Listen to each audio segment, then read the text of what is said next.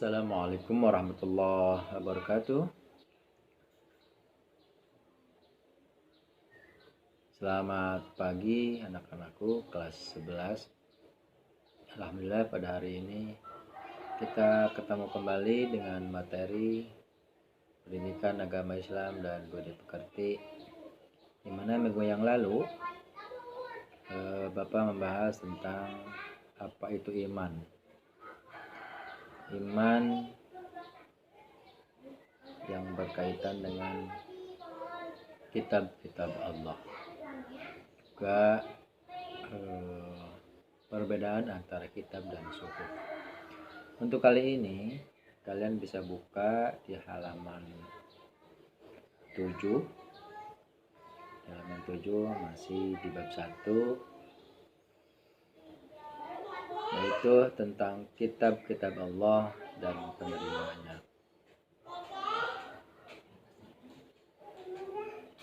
Kitab Allah kita tahu ada berapa? Ada 4.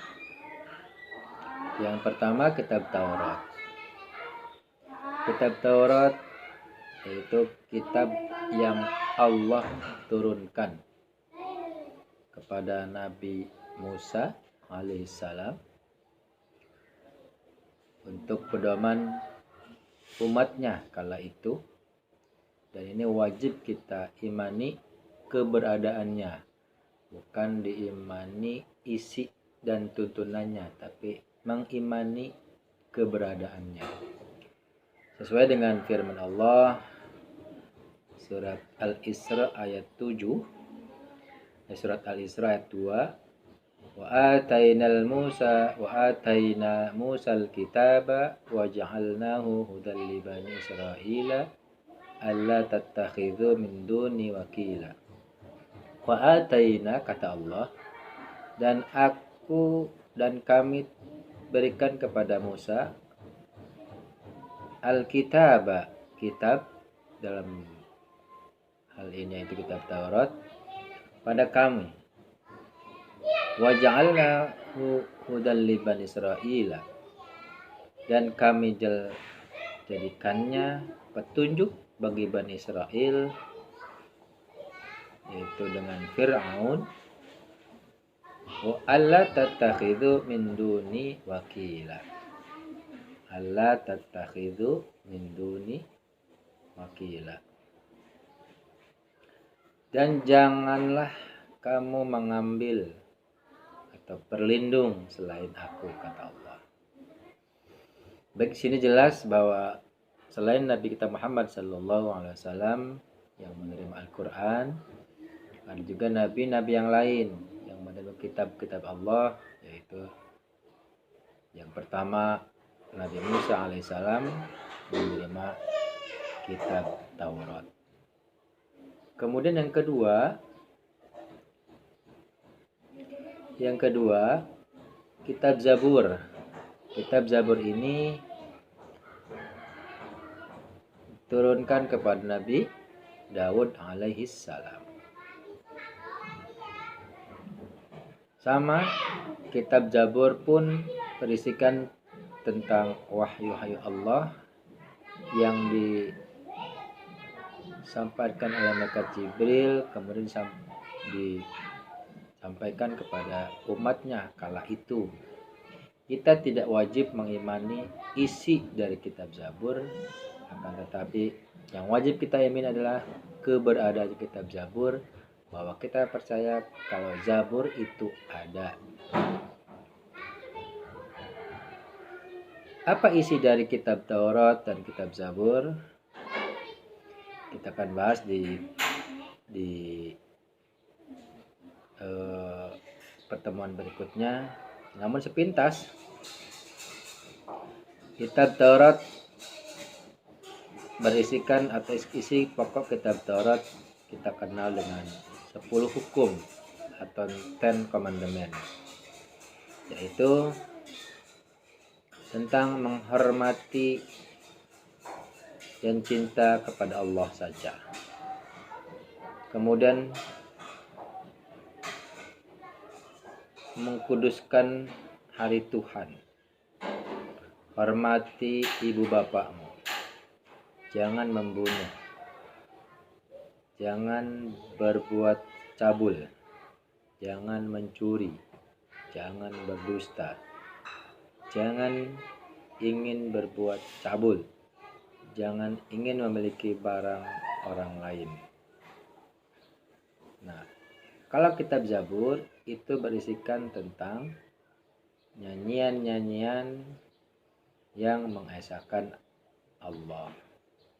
Namun itu tidak wajib kita ikuti, atau syair-syair ya, nyanyian itu syair-syair, ratapan-ratapan, yaitu doa fidu di zaman Nabi Daud. Nah, kemudian yang ketiga adalah kitab Injil. Kita tahu kitab Injil yaitu diwahyukan oleh Allah Subhanahu wa taala kepada Nabi Isa alaihis salam. Jadi kitab Injil itu turun kepada Nabi Isa alaihis salam, yaitu nabi sebelum Nabi Muhammad sallallahu alaihi wasallam. Kemudian yang terakhir yaitu kitab Al-Qur'an. Kitab Al-Qur'an yaitu kitab kita semuanya yang diturunkan oleh Allah Subhanahu wa taala kepada Nabi Muhammad sallallahu alaihi wasallam melalui malaikat Jibril. Di Al-Qur'an diturunkan tidak sekaligus, melainkan secara berangsur-angsur.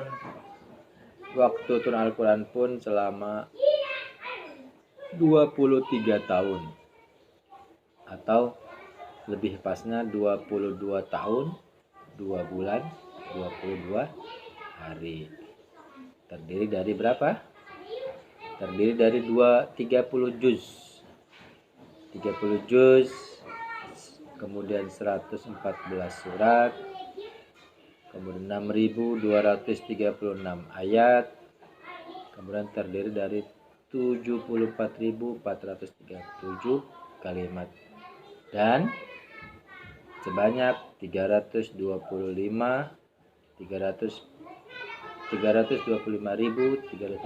huruf. Itu kitab terakhir yang diturunkan Allah Subhanahu wa taala kepada nabi-nabinya, dan yang terakhir adalah kitab Al-Qur'an. Nah, kitab Al-Qur'an ini yang kita jadikan pedoman hidup, ya, yang kita jadikan sebagai pedoman hidup manusia kita semuanya, sesuai dengan firman Allah dalam surah Al-Baqarah ayat 2, yaitu dzalikal kitabu la raiba fihi hudal lil muttaqin. Kitab Al-Qur'an, kata Allah, ini tidak ada keraguan padanya. Apa? Fihi hudal lil muttaqin. Di dalamnya ada petunjuk bagi mereka yang bertakwa. Baik, terima kasih untuk pelajaran kali ini. Mudah-mudahan kita bisa merefresh kembali apa itu kitab-kitab Allah dan apa saja kitab Allah dan kepada siapa saja kitab Allah diturunkan.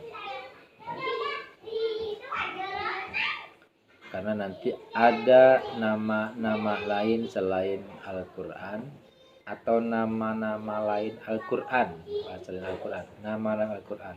Di Al-Qur'an itu punya namanya banyak, tapi sama-sama Al-Qur'an. Misal satu Al-Huda. Al-Huda juga nama lain Al-Qur'an. Ya. Ada Al-Furqan, ada Asy-Syifa, ada Az-Zikr dan Al-Kitab. Nah, nama-nama itu sama-sama Al-Qur'an, berarti nama lain dari Al-Qur'an. Apa isi dari Al-Qur'an? Ya. Isi pokok kandungan Al-Qur'an antara lain yang pertama akidah, tentang keimanan. Kita bisa tahu kita kapan beriman itu ada dalam Al-Quran. Yang kedua ibadah. Al-Quran mencakup tentang bagaimana kita ibadah, bagaimana tata cara ibadah, itu ada dalam Al-Quran. Ketiga akhlak. Al-Quran berisikan tentang akhlak.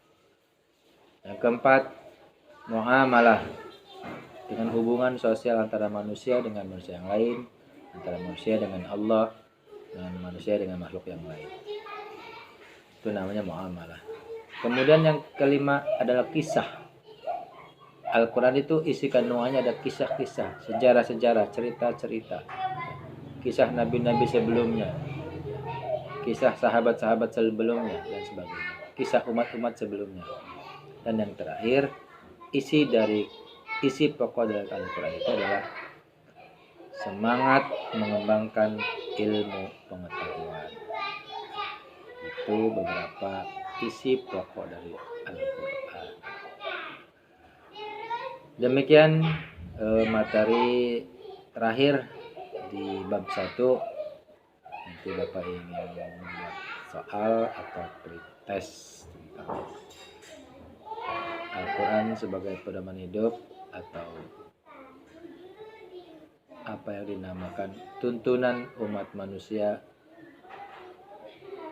di muka bumi semenjak Nabi Adam sampai hari ini umat Nabi Muhammad SAW. Itu ada beberapa tahapan-tahapan tuntunan kitab yang Allah turunkan.